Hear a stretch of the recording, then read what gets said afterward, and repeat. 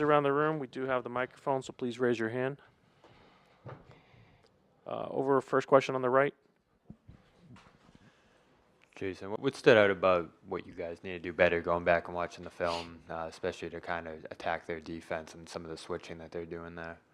Yeah, I thought we were, too much one-on-one. We got to move bodies. We got to move the ball. Multiple guys got to, touch the ball. We were just too stagnant, and that's not the way we play. So we got to be better tomorrow. You've gone up against Joe Mazzulla a handful of times. What's that coaching matchup like? What are some of the tendencies and things you just kind of notice from his coaching style that you're going to have to match up against in this series? Unfortunately, we're not playing.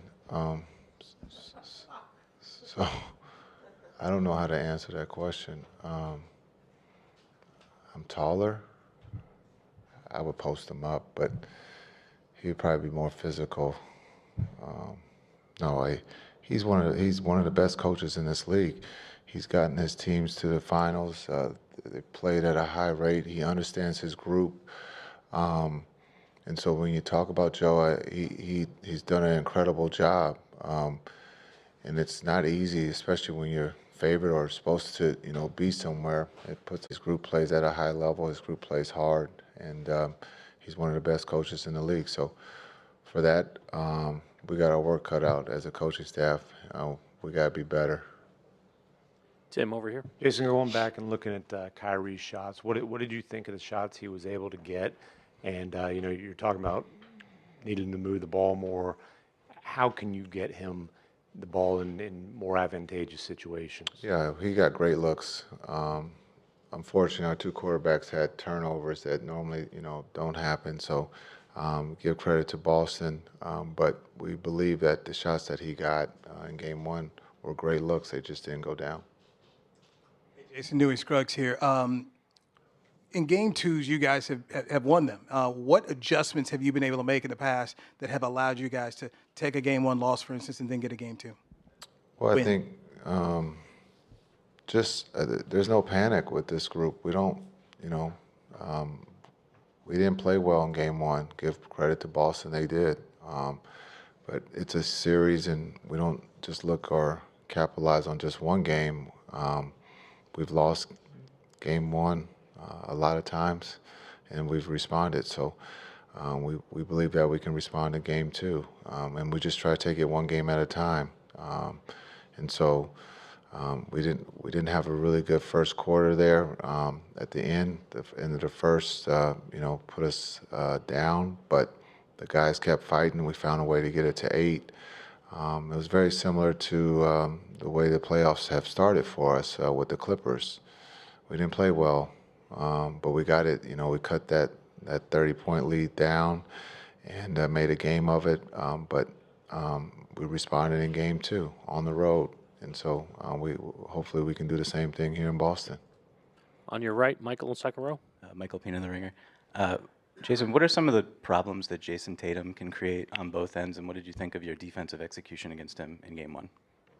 Yeah, Jason, he's one of the best offensive players in this league, and understanding that he puts a lot of pressure behind the three, behind the line, and then also being able to get, to the rim, so he's not one that just settles. So we got to, again, try to keep him, from getting to the rim, keeping him off the free throw line, and then giving him wide open threes. And so that's not easy. It's easier said than done, but again, we just got to make it tough on him. And then on the defensive end, he uses his length.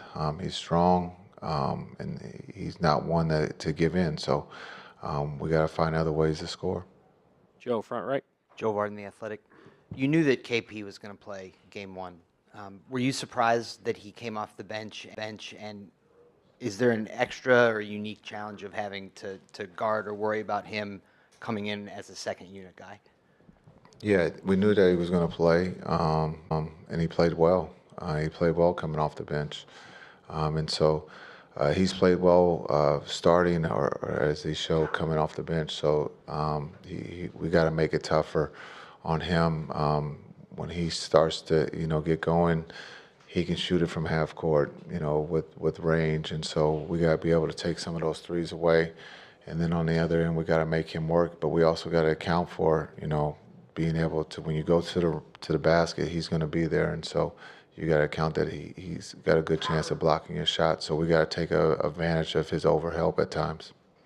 Jeff over here on the left, fourth row. Jeff Zogett, USA Today. Jason, you've mentioned that you, Kyrie, and Luka, shared a similar position.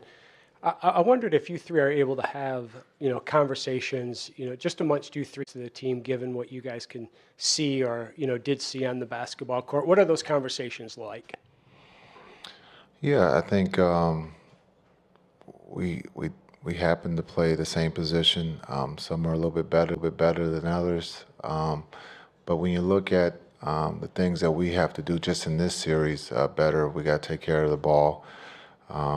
We got to make it easier for Kai and Luka. So, being able to put those guys in different, spots on the floor so that they can, there's a little bit stress-free so that they can do what they do at a high level. We just didn't do that in game one. But it's really simple conversation when you talk about some of the things that we have to do, not just on the offensive end, but and Kai and Luka, take responsibility for that. But our conversations are really simple and to the point.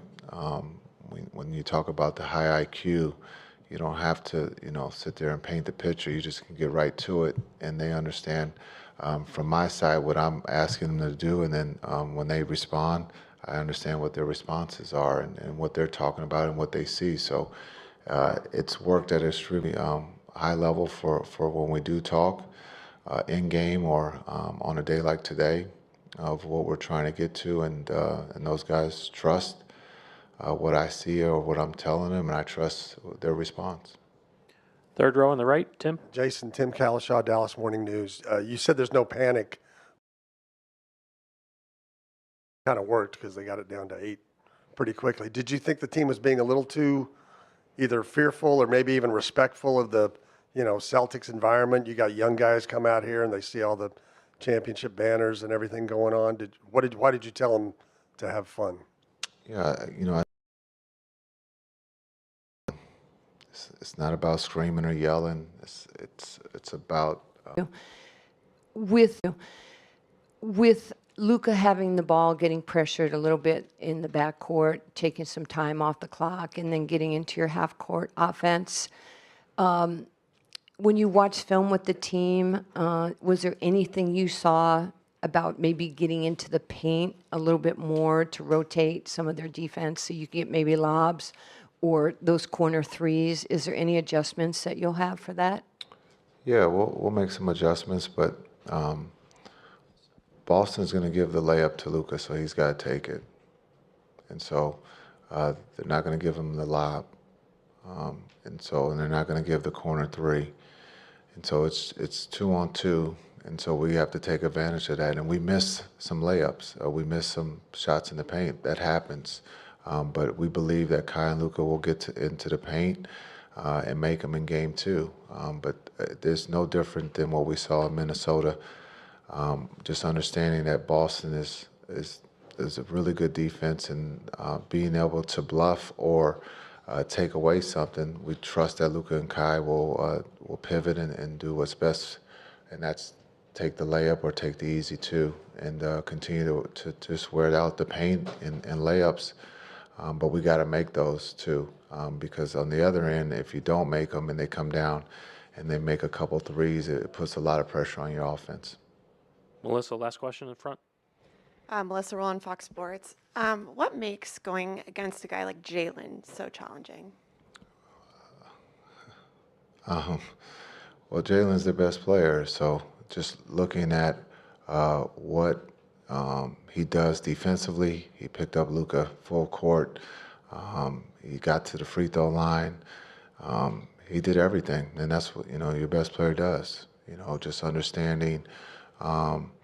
He plays both sides, defense and offense, at a high rate, and he's been doing that the whole playoffs. I mean, when you talk about the Eastern Conference MVP, and it seems like he's continued to pick up where he left off, and so he's playing at a high rate. We just got to be a little bit more physical with him, and again, we got to keep him off the free throw line and out of the paint because, again, he was finishing at a high rate or he was getting fouled and getting to the free throw line.